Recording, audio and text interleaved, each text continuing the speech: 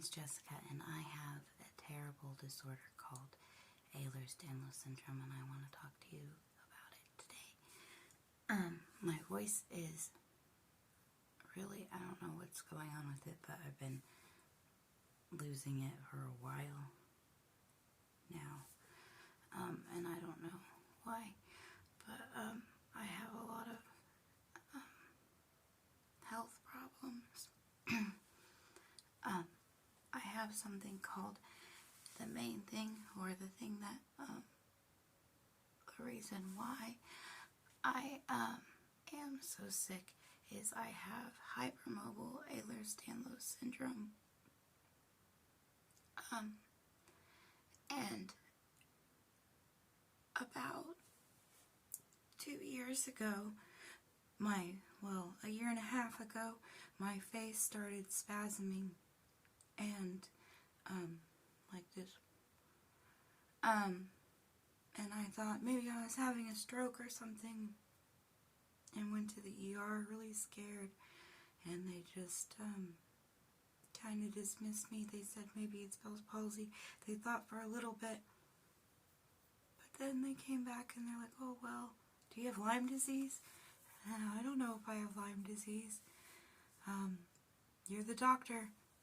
Live in Oklahoma. I don't know. They didn't test me for that, but they just sent me home with antivirals and steroids, and the steroids made everything worse, made the spasm worse in my face, and made it feel like it was like my full neck. I just don't feel good. They make me really amped up, and I don't like that feeling at all. So I then went to another doctor, and she said that there was nothing. Oh, I forgot something. First, I went to the ER the first time, and they said it was just nothing. It was just a facial spasm, and gave me Benadryl.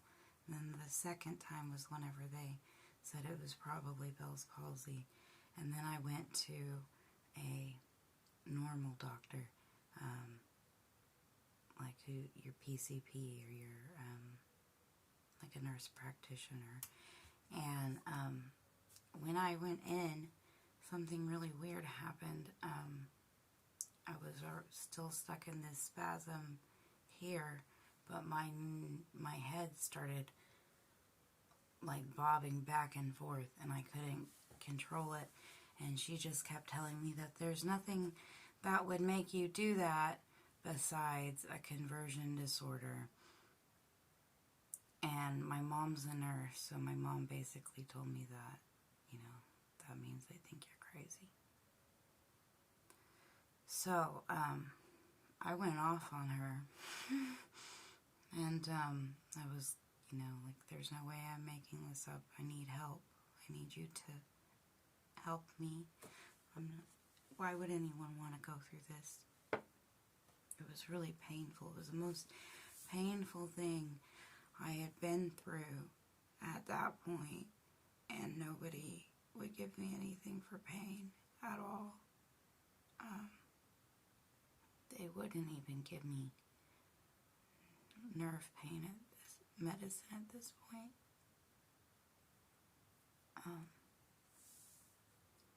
And it was just really painful.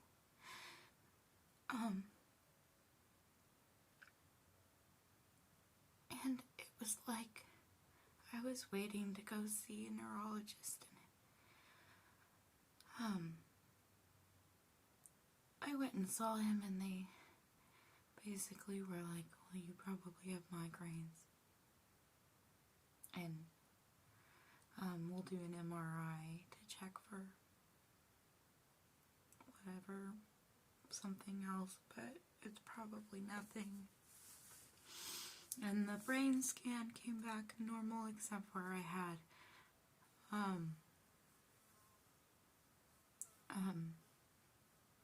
I have damage to the a frontal lobe, which they wrote off as migraines.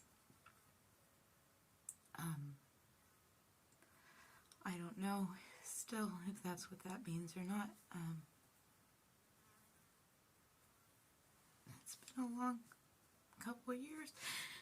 I'm sorry.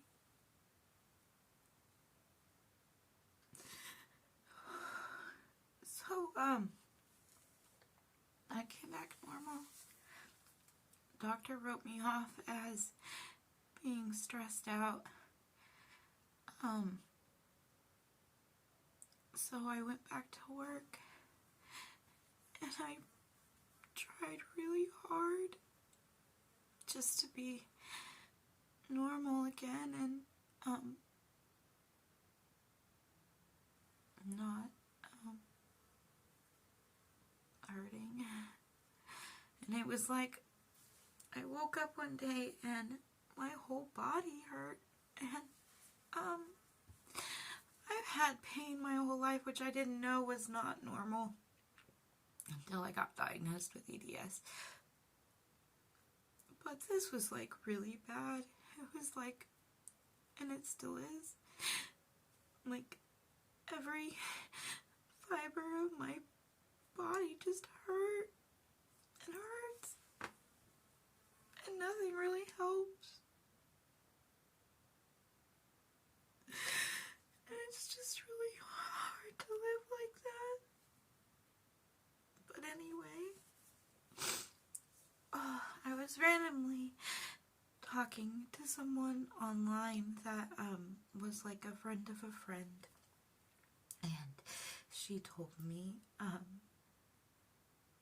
I was telling her about my facial spasms, and she has something terrible called trigeminal neuralgia, which is like an ice pick pain right in the trigeminal nerve, and it's really, really bad. Can come on with shocks, and at this point I was also having really bad ear pain.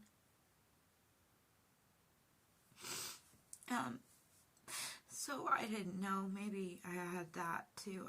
I was just trying to figure out. I was also really scared that maybe I had MS because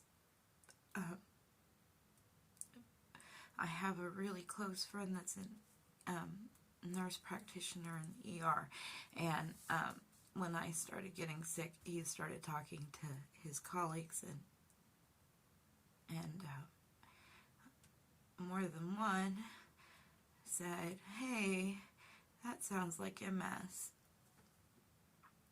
And so I went to my doctor, and I really freaked out and pushed for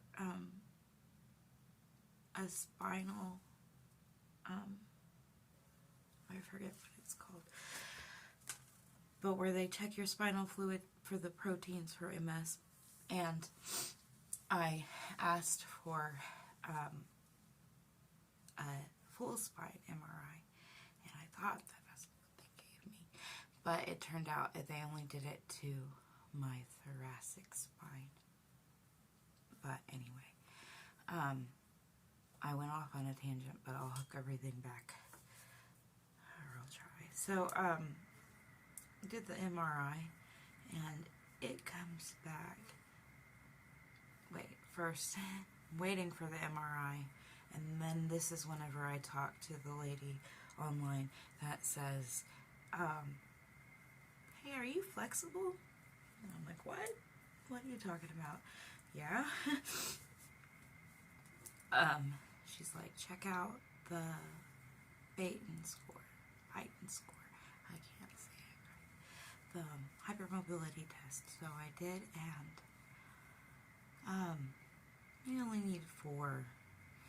Only need to be able to do 4 of these little silly tricks to be hypermobile, and I am 9 out of 9 on the scale, so pretty affected by EDS, but that doesn't mean, people with lower scores can just still be as sick. Anyway, So, I talked to her, and that just blew my mind, and I actually had a really close friend with EDS, and I wish I would have looked into it sooner. But I found out about it, and then there's like groups, EDS support groups are where you'll get the most support with this disease, because doctors think it's rare, and if they don't think it's rare, then they're scared to treat it because it's very complex. It's a connective tissue disorder. So connective tissue is the most abundant thing in your body. It holds everything together, and EDS is a defect in the collagen, the way we make collagen. So it's not like we can just take collagen and everything will be better, because we just make more funky collagen. Most people's like kind of organized looking under a microscope, and EDS is very chaotic. So there's one way to see it, even if it's not the type that shows up on the DNA test, which are only our genetic testing, and that's only the 13 more rare types. Then hypermobile type is the most common type of Ehlers-Danlos syndrome. So I went to the doctor, and I found one that specialized in EDS, or has a special interest in EDS here in Oklahoma, but he was 2 hours away from me. So I went to go see him, and he diagnosed me right away. He spent more time with me than any other doctor did at this point, but he's 2 hours away. So I got the letter from him, and then he also diagnosed me with POTS, which is postural orthostatic tachycardia syndrome. Back spasm. Which sucks, but that is a increase of the heart rate by 30 points when standing, and it is a very common comorbidity with Ehlers-Danlos syndrome. So he diagnosed me with that, and he diagnosed me with mast cell activation syndrome, which is another common Ehlers-Danlos thing. And I really haven't researched that one as much as I need to, and it's probably making me really sick. But EDS is a lot, and turns out I had some other problems that were really common in EDS. I forgot to mention that before I went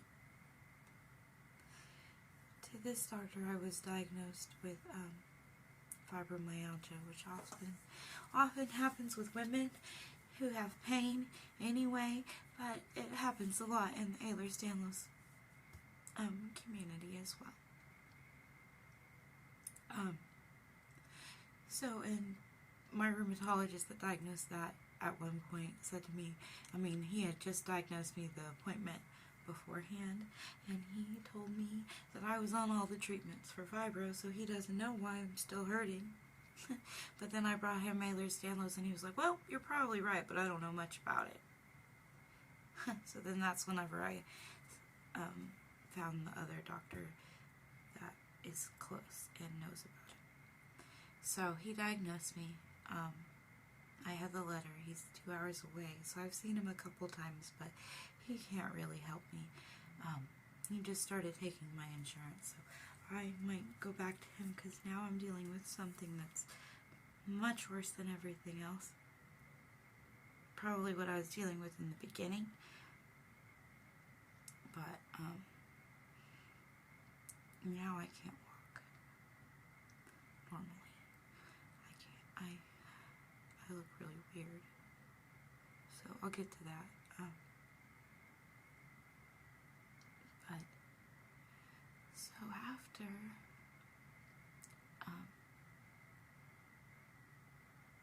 saw that doctor. I went and got my MRI done finally. And I just kept thinking, because all my other tests were normal so far, that everything was going to be fine and normal. They wouldn't find anything. I mean, they don't find things on MRIs all the time. And things are wrong, right? So I didn't think it was like a spine issue or anything like that.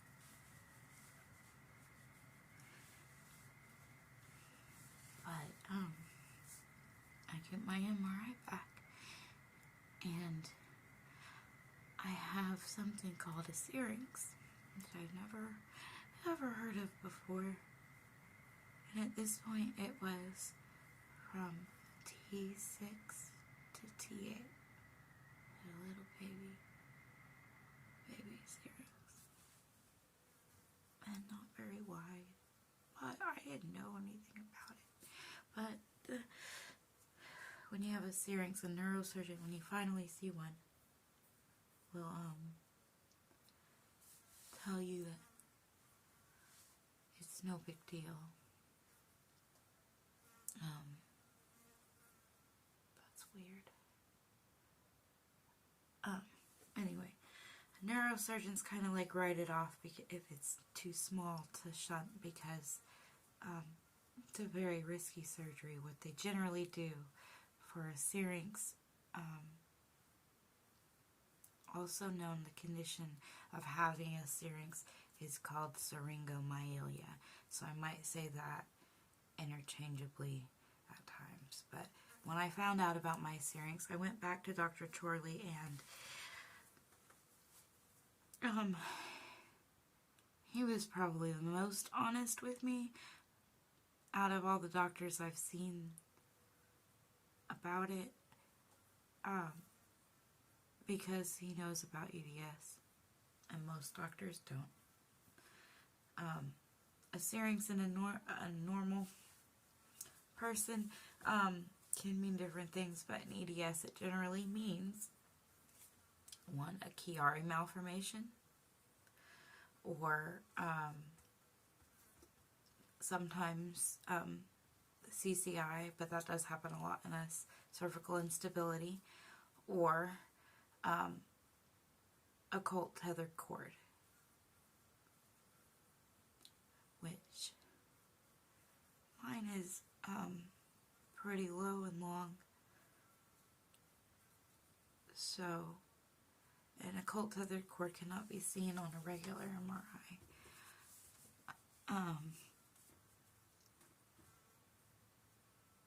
But I have a lot of the weird symptoms that go with this, and most doctors don't know about it, but there's maybe 5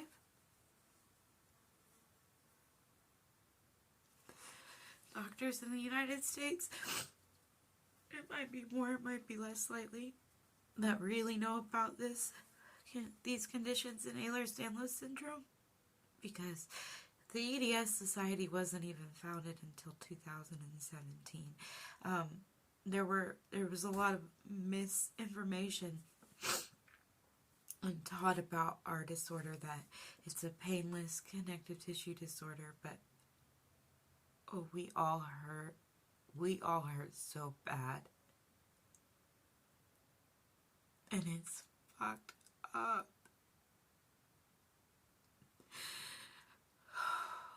It's so wrong, because they were either taught that it's rare so they don't care. I won't find that in my little practice, or they're just taught wrong, and it's so harmful, and we need so much help. It's not just one thing, it's so much. So yeah, I have a syrinx. I went and saw a neurosurgeon about it 6 months later, after it was found, and it got a lot bigger It is now from T4 to T10. So that's about triple the size before it was T6 to T8. So it got a lot bigger, but the doctor wasn't concerned because it's not wide enough to shut. So he just said there has to be something neurological going on, and at this point I was having trouble walking. It was starting. And now it's been about 2 months, 3 months, I don't even know anymore. And I'm wheelchair bound because it's not even remotely safe for me to walk. Not only does it hurt really bad, my foot is turned in and up. So where your foot would rest flat, my foot is like this all the time. And my legs stiffen up, but they lock backwards because I'm hypermobile, so my joints can lock backwards. So it's very, very painful, but I also fall a lot. And since everything isn't in a strong place anyway, I can get really hurt. I also have muscle spasms that dislocate my joints. And I have to wait another 6 months before I can see a doctor that can even start the testing to tell me what this is. Because the thing is with EDS, it's weak connective tissue, so many other things can get in. I can't even tell you how many comorbidities there are that they know about with EDS. And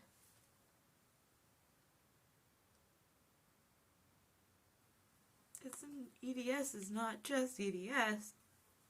That's what people don't understand. And they think we're crazy. We just hurt.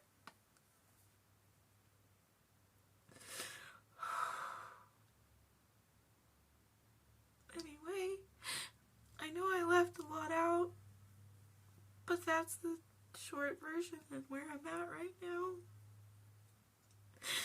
I just hurt and I'm tired, and I'm so tired.